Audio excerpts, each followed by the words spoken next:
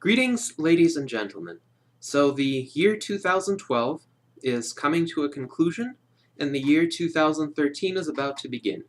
Happy New Year. The sensible ones among us knew all along that this would be the case, that there would not be an end of the world or end of humanity on December 21st, 2012, or on any other date. It always astonishes me, though, how many people fall for these nonsense apocalyptic prophecies. And this December 21st prophecy was particularly egregious because it was fueled by the mainstream media, who, by highlighting these predictions, which had absolutely no scientific evidence whatsoever, not only that, predictions which didn't even have any evidence in the Mayan calendar on which they relied, but so many people fell for them. And furthermore, what is dangerous about these predictions is that the people who fall for them change the way they lead their lives, sometimes to the point of overtly harming themselves or their loved ones, threatening to kill themselves, threatening to kill their children, sometimes even attempting to do so, as was the case with the previous end of the world prediction by Harold Camping, a fundamentalist, quote, prophet, who had been repeatedly wrong with his predictions and continued to persist until he lost all credibility, as he should have. But I think the damage of end-of-the-world predictions is even deeper and even more insidious, even for the people who don't commit outright acts of harm based on these predictions. They result in a change in mentality. Because for human beings to behave prudently, for human beings to plan in the long term for the future, to act in a way that conserves their own lives and respects the lives of others, there needs to be an expectation that life will continue in a certain manner. If that expectation is absent, if one believes that the end of the world is imminent, that nothing will matter very shortly, then that is an excuse for an individual to lose all sense of self-restraint, to lose all sense of responsibility for his or her future, and to have greatly diminished respect for other people.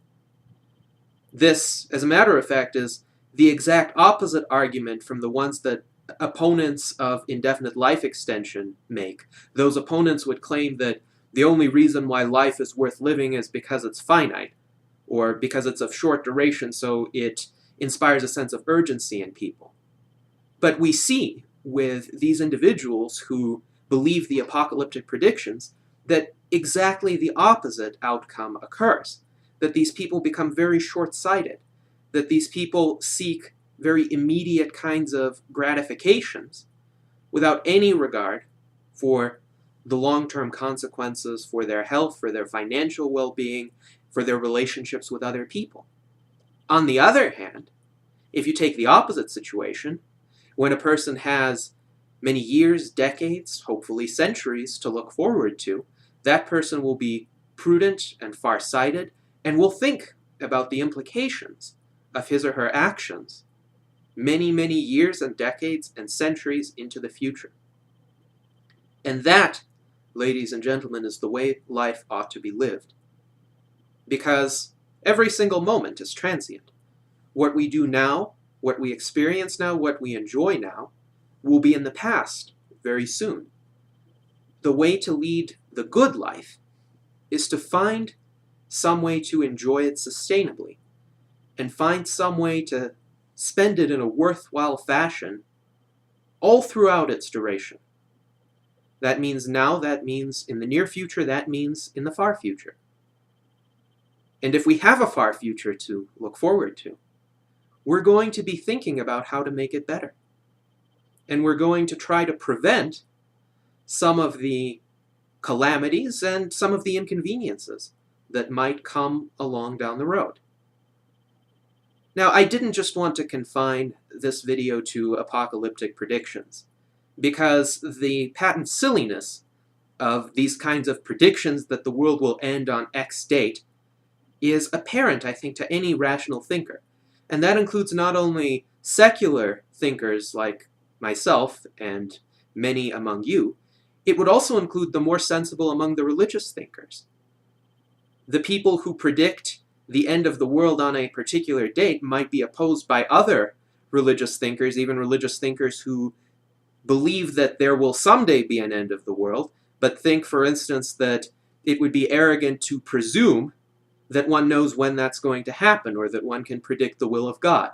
I have heard that argument in my discussions with some of my Christian friends, and I can respect them for that because that's a position that's closer to reality than a position that just arbitrarily posits some sort of cutoff date beyond which humanity will cease to exist. At least, it is certainly a mark of a more robust intellectual system to posit that there may be an end of the world, but one doesn't know when it's going to happen, than to say that there is going to definitely be an end of the world on some easily falsifiable occasion. Still, I would take it a step further and say, I do not believe that there is ever going to be an end of the world. I do not think that humanity will ever cease to exist. I do not think that our civilization will ever come to an end. And I say this not with 100% certainty. I say this with about 99.99% certainty. And really, I want to make it clear that there are sources of existential risk for human beings. I do think, however, that the origin of these sources is often misunderstood, and the misunderstood origins are often, unfortunately, overblown by a lot of commentators. People who thrive on sensation, people who want to, by having these glaring doomsday predictions, from a secular point of view, they might want to earn a following by making those predictions. They might want to call attention to themselves.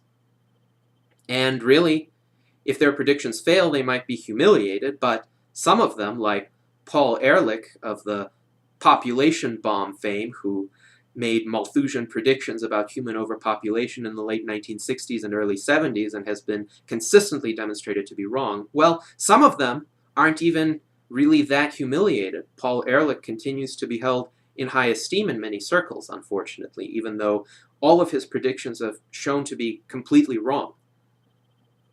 But many people think that existential risk is going to exist in the future to a much greater extent than it has existed to date.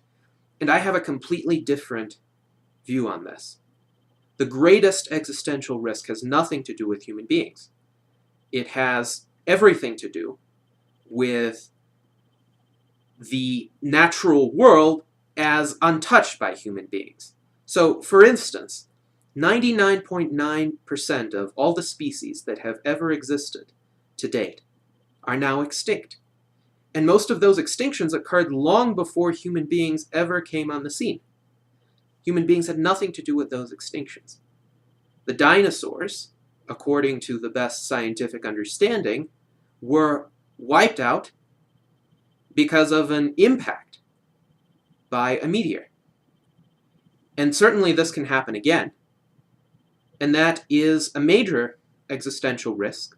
However, I think it's an existential risk that can be mitigated or eliminated with human technology, with improved systems to detect asteroids and meteors and comets that are in the Earth's trajectory and to deflect them or eliminate them, or perhaps in the more distant future, capture them and harvest the various precious metals and other minerals that they might contain. That is how humanity can mitigate existential risk. Some existential risks have been caused by human beings, and one of the biggest ones has been nuclear weapons. But the era of greatest existential risk from nuclear weapons is now past. That was the era of the Cold War and the calculus of mutually assured destruction, when it was thought that, well, war between the United States and the Soviet Union, including conventional war, could be prevented if both sides thought that the other side would unleash essentially a man-made end of the world if it were attacked. That mentality had numerous problems.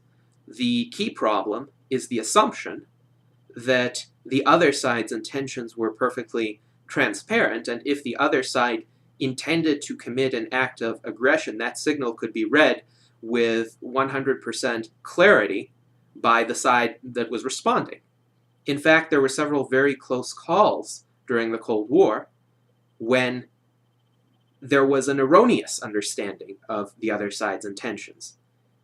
And when the Soviet Union was hours away from launching a nuclear attack based on a false alarm. Or if you look back in history to the Cuban Missile Crisis, when it took some very high-stakes negotiations between Kennedy and Khrushchev to prevent a nuclear war based on geopolitical bickering. It's very good that the era of mutually assured destruction is largely behind us. And I think there are certainly steps forward to be taken in terms of getting rid of the major nuclear powers' nuclear stockpiles. But now that there is no longer this persistent geopolitical rivalry and hostility between the United States and Russia, I do not think that that sort of nuclear war is very likely at all. In fact, I would place the probability of its occurrence at near zero. Some have posited that there may be existential risks from the emergence of artificial intelligence or from the emergence of nanotechnology run amok. I do not place much stock in those predictions. And the reason why is because these increasingly sophisticated technologies are going to be designed with increasingly sophisticated controls. With regard to artificial intelligence, I don't see why anybody would design a hostile AI. Rather, I see humanity following along Ray Kurzweil's predicted trajectory, where instead of having distinct human beings as they are right now and artificial intelligences that will eventually become much more effective than human beings even in the tasks that human beings can uniquely perform today. Instead of that, there will be a kind of merger of the two, in the sense that human brains will increasingly be augmented with AI capacities. Some of the first might be just enhanced computer processing power, computer-like memory so that we can have instantaneous recall of data and the storage of a lot more data than we can keep in our memories right now. And ultimately, that sort of integration will lead us to become many orders of magnitude more effective at thinking and doing than we are today.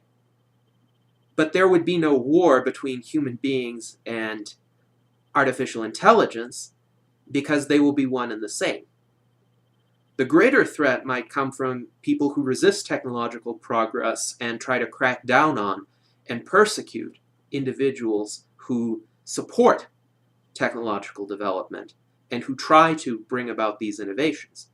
And that might be a very unfortunate time, a tragic time for many. I hope it doesn't happen. I hope that we can prevent it. But it's not going to be the end of the world, and it's not going to be the end of humanity. It will be another historical conflict. With regard to nanotechnology, I do not see why anybody would design a self-replicating nanobot without a kill switch.